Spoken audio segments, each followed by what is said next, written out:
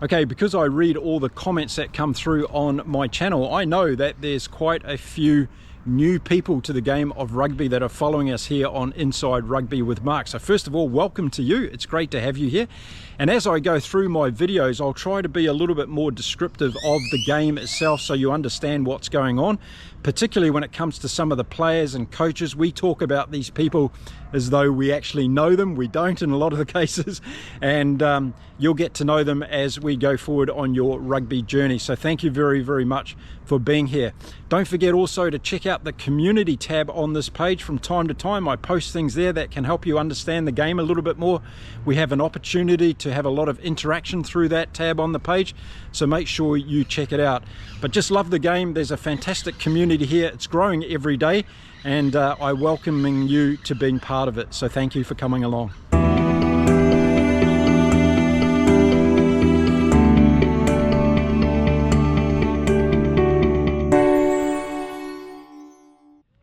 G'day everyone, and welcome to Inside Rugby with Mark. If you're new here, welcome. It's great to have you on board. Thank you for subscribing to the channel. We have a fantastic global rugby community here growing on Inside Rugby with Mark.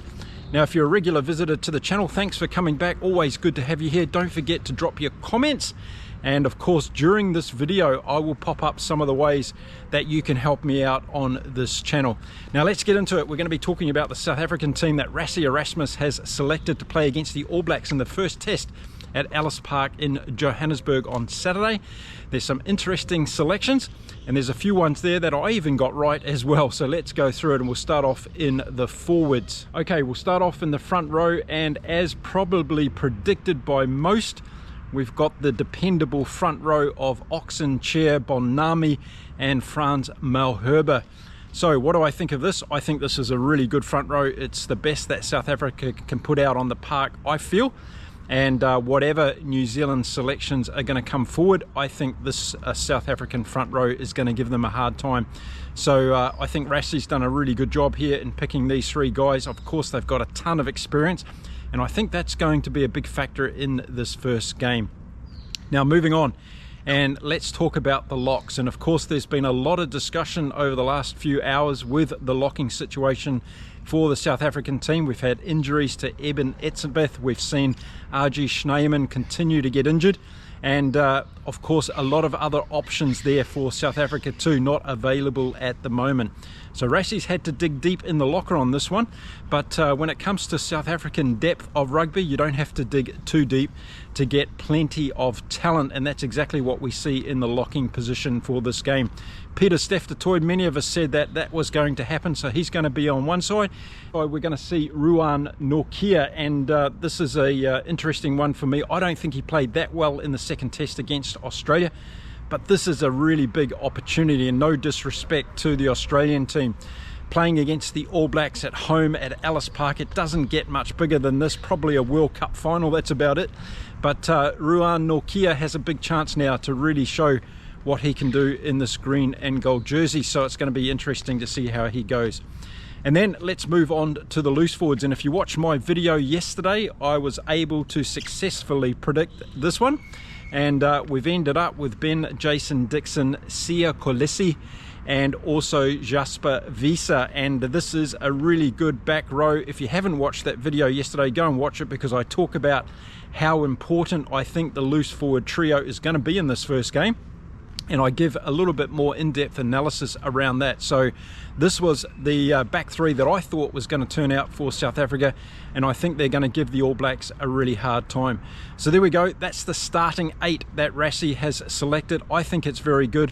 Don't underestimate these two locks. I think they're going to do a great job, and I know that a lot of South Africans think this might be the weakest link as far as South Africa goes, but I don't think it is. I think Steph-Toy and Norkia are going to really step up and play well in this game. One of the big elements we're going to have to watch out for is the lineouts, and to see whether they can put some domination on the All Blacks there. At the very least, they're going to have to win their lineouts cleanly and give their halfback good quality ball, so we have to see how that goes. Okay, now let's move on to the bench and see what we've got there for South Africa. Well, it's the bomb squad, and it's probably what we expected. I don't think you'd see any more changes to this bomb squad. Malcolm Marx comes in first of all, and some of you have said that you'd like to see Malcolm Marx start the game. I think he's better coming off the bench with this particular South African team, but that's just my opinion. And then we've got Steenkamp, he's been going well, Vincent Koch, Marco van Staden, we've got Lowe in there, and of course Quagga Smith. And Quagga Smith and Van Staden, of course, are going to be the covers for that back three again. So going to be really interesting to see what impact this bench has, and a lot of talk around the bomb squad, their ability.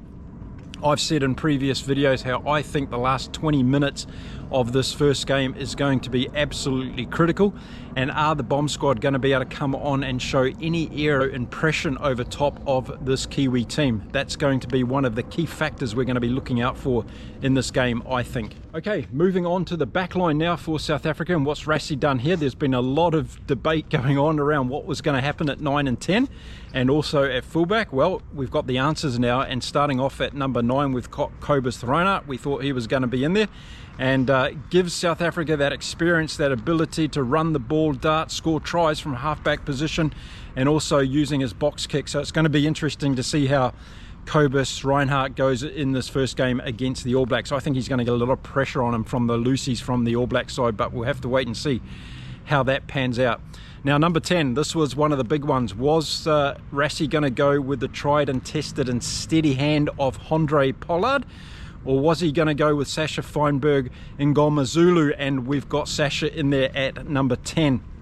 So this is fantastic. I hope that he was going to play Sasha, and I think this is a big statement. I think this is, and I'll say it here first on Inside Rugby with Mark, I think this is the changing of the guard. I think we're seeing Sasha now being put in here as the new way forward for the South African team, because he brings something that's completely different than Handré Pollard. And I like to have the mixture of Pollard and Sasha in this team, and I'll talk about that a little bit more. But starting off at number 10, we have Sasha Feinberg in Ngoma Zulu, and that's going to be exciting for a lot of fans of the game across the world. Okay, and then moving out to the centres for the South African team, and we've got Damian Deolandi and Jesse Kriel. And as expected, these two guys are brilliant both on offence and defence, and expecting a big game from them both. Of course, Lucano is playing really good rugby again, but there's no slot for him in the South African team at the moment. So isn't that incredible that you can leave someone out of your team with as much talent as Lucano has? Well, it's really amazing to me anyway. Now, I think the centre pairing is going to make a big statement in this game. Depending on who they're up against in the All Blacks, there's going to be opportunities there, particularly from an offensive point of view. So I'm liking the way I'm seeing Jesse Kriel get more involved in games lately and trying to take on the defensive line. And I think we're going to see that more in this game. And one of the reasons we're going to see that is because Sasha has been picked at number 10. And that gives the South African backline more opportunity, I believe, to be more creative, because the All Black defence is going to be focusing on Sasha, on whether he's going to kick the ball, whether he's going to go for a run himself and try and beat the line, or whether he's going to do one of those offload passes that puts one of his outside backs into a gap. And that's going to be one of the key factors of this game. So I think we're going to see Deolandi and Jesse Kriel really in this game. So watch out for them on an attacking point of view. And then moving out to the wings, well, you can't go past two of the best wingers in the world, can you? With Cheslin Colby on one side and Kurt Lee Arendse on the other side. I think these two guys are absolutely fantastic. They bring something a little bit different between each other, but they're also very similar in some of the ways. And one of the ways that they're a little bit different is that I think Colby's game management is absolutely superb. He knows where to put himself at the right time, and he does a very good job.